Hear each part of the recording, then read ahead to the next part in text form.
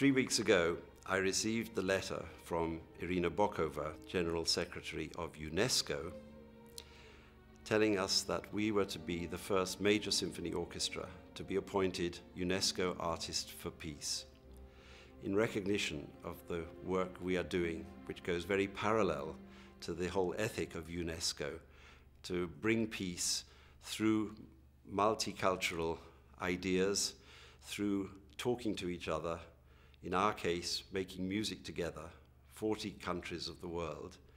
And from this moment on, every member of our orchestra will be out there spreading further the message that UNESCO also stands for. And so I'm very honored and delighted that this happens at the exact time of our 15th birthday. The World Orchestra for Peace is hereby designated UNESCO Artist for Peace in recognition of its outstanding dedication to promoting through music, cultural diversity, intercultural dialogue, and a culture of peace, core ideals and aims of the organization. Thank you so much.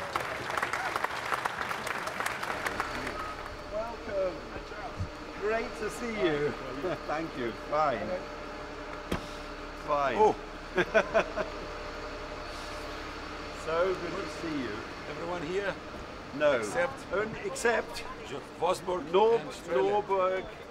Norbert, the two Dalsackers. There's been a bomb scare in Frankfurt. They're stuck at the airport. Julia and Norbert. But the Berlin girl will cover the sixth horn. And I start with Rainer. When conductor Valery Gergiev arrived in London, he greeted his players like old friends. From Seville, from Divan. But you live now in Berlin. This musical camaraderie has always been at the heart of the World Orchestra for Peace. They came to St. Petersburg, but without you, Philharmonic. The direction of the orchestra is in the hands of Charles Kay, former executive administrator to Sir George Solti. Back in 1992, they were instrumental in organising an evening which became the seed for the whole idea. A surprise 80th birthday concert for Sir George held at Buckingham Palace.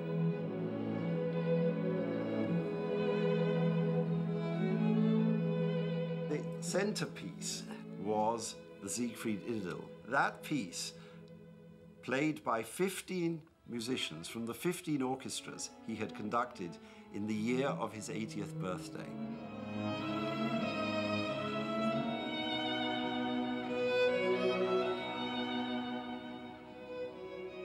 We had Rainer Küchel, the Vienna Philharmonic. We had Sally Pendlebury, Edward van der Spa from the London Symphony Orchestra. Every orchestra that he had conducted. And he was visibly touched by this.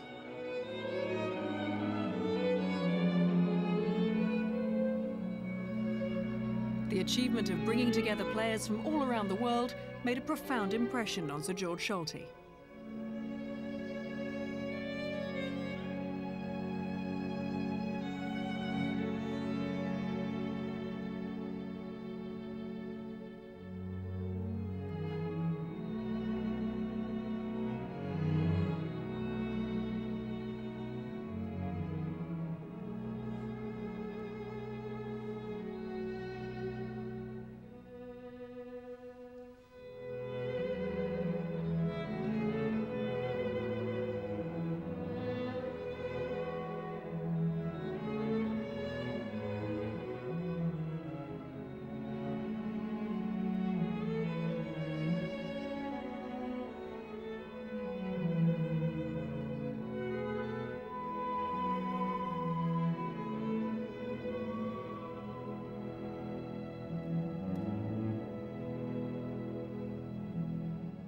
Isn't that the basic that we, musicians, can produce a united Europe or more? We can produce a united world against Chicago joy.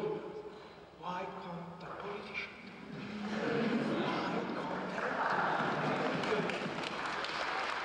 One day, I met Mrs. Boutros Ghali in New York, and she said, "You know, it's the 50th anniversary of the United Nations. Do you think it would be possible to get an orchestra or something like that?" And so that was the idea of getting orchestral players from all over the world to play together. I made a list of players. I made 1, 2, 3, 4, 5, thinking the first one come, the second one come. All the ones accepted, all of you. And I couldn't have a most wonderful thing to think that all my musician friends in that quality coming without any fee. I think it is wonderful. It's really amazing. But of course, that's not enough. We must make also amazing music. Now let's go.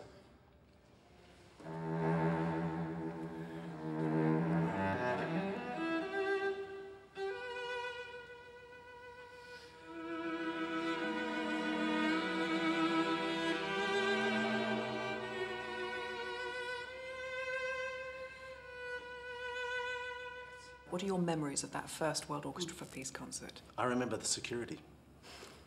That was amazing because you know, you had world leaders from everywhere, and the sort of abiding memory, I guess, is looking into the audience once we'd got in, and seeing the two sides of the Middle East conflict surrounded by guns, and then at the end of the concert, both sides smiling, really enjoying the concert. It was fantastic.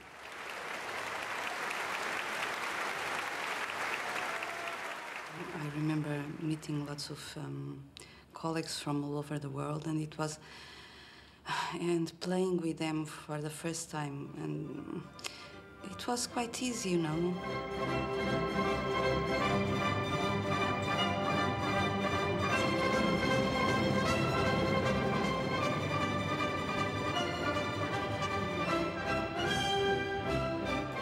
The rehearsals with Scholti were magical.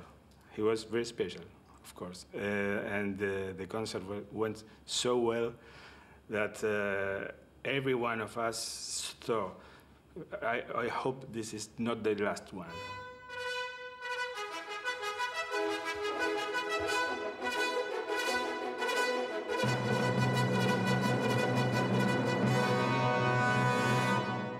Sir George Scholti planned to conduct a second concert, but died suddenly in 1997.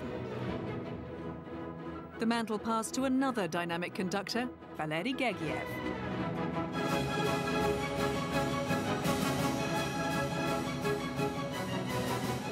There was a tremendous rapport between the two of them. We knew that he would continue the ideas of my husband. All my life, I've grown up in war, in revolution. Both fascist and communist taught me passionately believe in peace. For me, Sir George Scholti was one of the greatest conductors of 20th century, one of the very, very, very best musicians, certainly very, very best conductors I ever heard myself. I quickly understood that after my first opportunity to meet Sir George Scholti, how committed he was to improve this world.